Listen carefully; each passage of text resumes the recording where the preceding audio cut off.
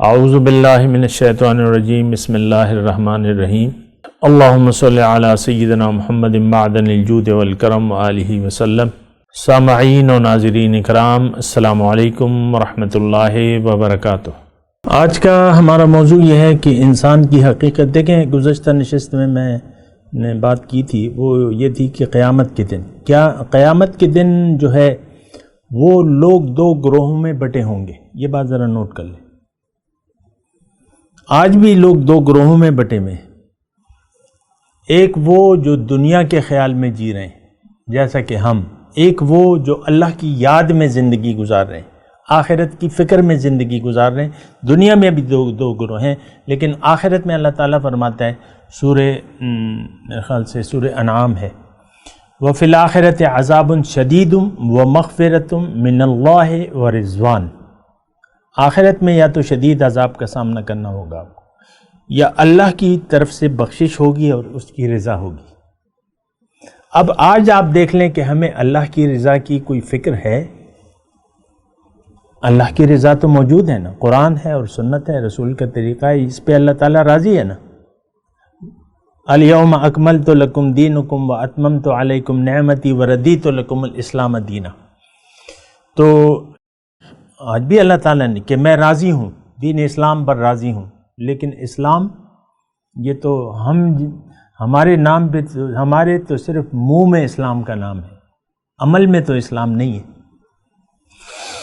تو اس بات پہ بھی سوچنا ہوگا۔ بہرحال میں آپ کو بتا رہا تھا، جو گزشتہ نشست میں نے مضمون شروع کیا تھا کہ آج کا انسان اپنے آپ سے غافل ہو کے زندگی گزار رہا ہے۔ یہ بے خبر ہے کہ یہ کون ہے، اس کی منزل کیا ہے، اس نے جانا کہاں ہے، جانا ہے تو اس کا راستہ کیا ہے۔ آج ہمیں ان سوالات کا جواب ہمارے پاس نہیں ہے۔ منزل دنیا، یعنی آج کے انسان سے اگر ہم پوچھیں زبان حال سے، وہ کہہ رہا ہے کہ میری منزل تو دنیا ہے، بس یہ میں ہوں، یہ میری بیوی ہے، یہ بچے ہیں، اور بس یہ میرا کاروبار ہے، and that's all۔ بات ختم۔ وہ بات ختم والا دیکھا ہے اشتہار؟ بس یہی بات ختم ہو گئی، اور کچھ ہے ہی نہیں۔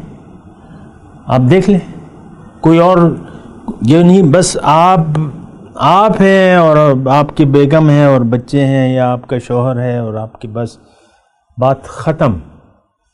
آپ دیکھ لیں، یہ اندازہ تو لگائے نا۔ تو بات یہ نہیں ہے، حقیقت انسان کی وہ نہیں ہے جو کہ ہم سوچ رہے ہیں۔ ہم سوچ رہے ہیں ہم ظاہر کی دنیا میں آباد ہیں، لیکن ہمارا تو ظاہر سے کیا لینا دینا؟ میرا ظاہر سے، میرے جسم سے کیا لینا دینا؟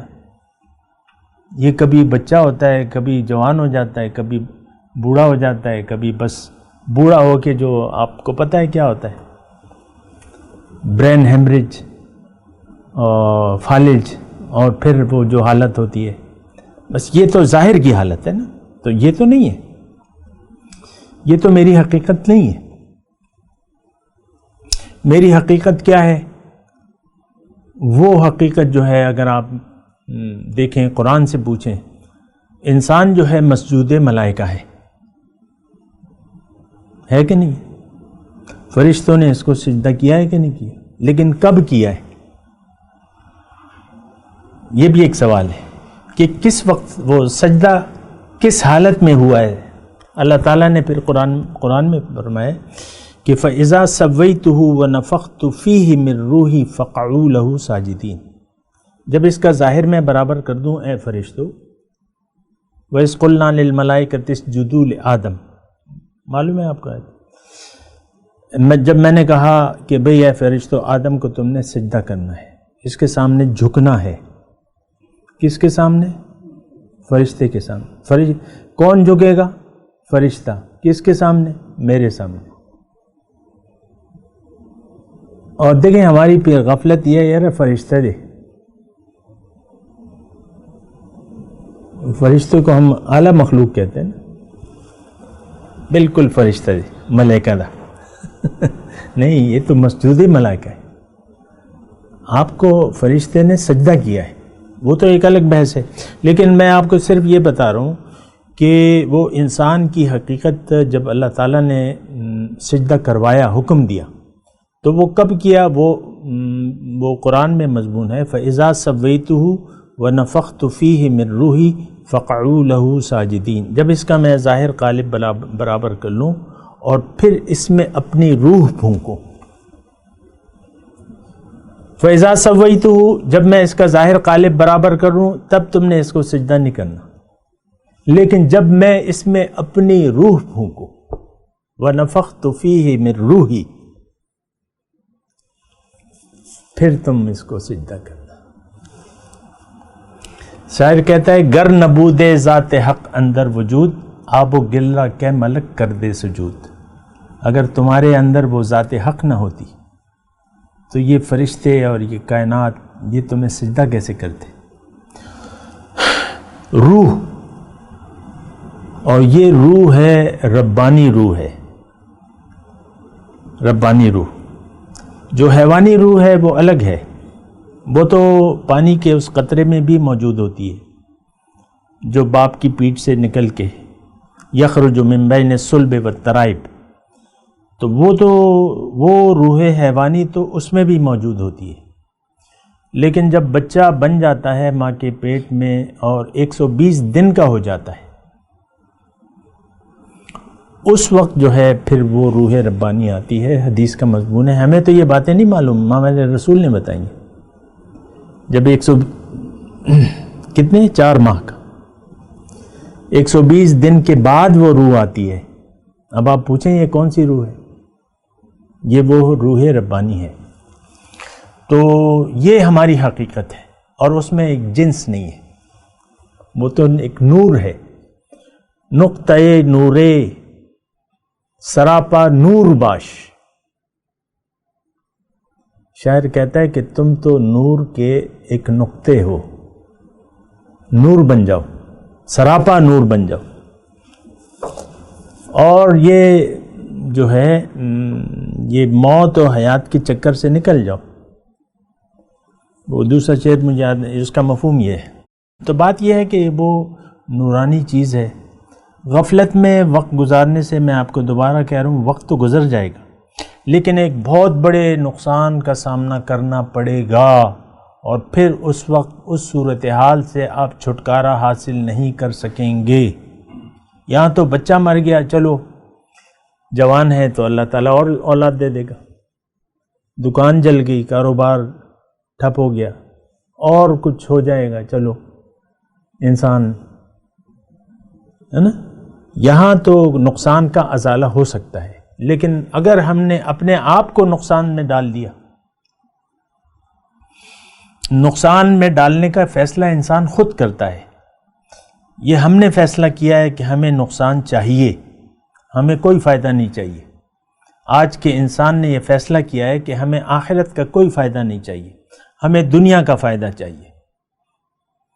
یہ آج کے مسلمان کی بات ہے، لیکن ایسے مسلمان کے بارے میں اللہ تعالیٰ اپنے حبیب کو ہدایت کرتا ہے، فَأَعْرِضْ عَمَّنْ تَوَلَّى عَنْ ذِكْرِنَا وَلَمْ يُرِدْ إِلَّا الْحَيَاةَ الدُّنْيَا۔